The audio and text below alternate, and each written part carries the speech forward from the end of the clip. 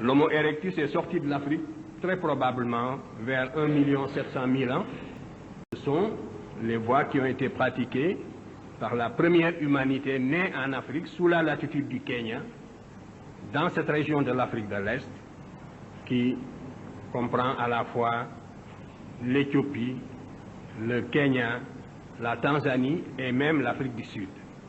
Donc, cette humanité qui est née dans cette région est sortie de l'Afrique par l'isthme de Suez et par le détroit de Gibraltar.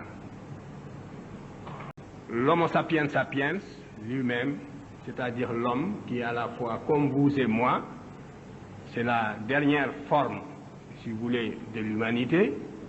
L'Homo sapiens sapiens est sorti de l'Afrique il y a 40 000 ans et est allé peupler également l'Europe. Donc la race est une notion géographique.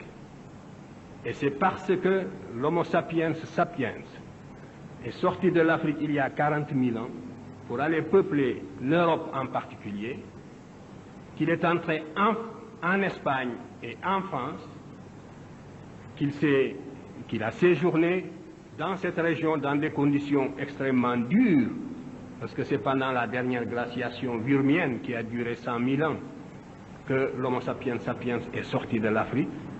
Donc c'est parce que cet Homo sapiens est sorti de l'Afrique pour aller en Europe, dans ces conditions très spécifiques, qu'il s'est opéré une différenciation raciale.